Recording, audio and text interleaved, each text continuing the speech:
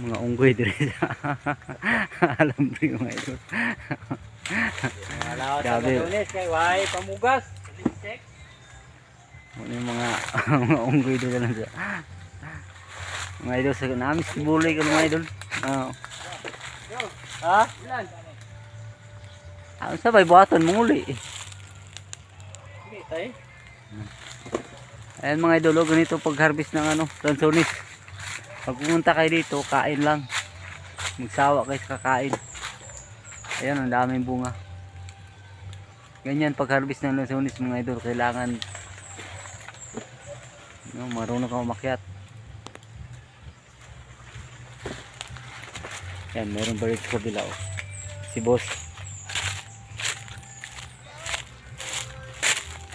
Yan o. Yan, may isang unggoy dito. Tagsantol mga goy. Agoy ka.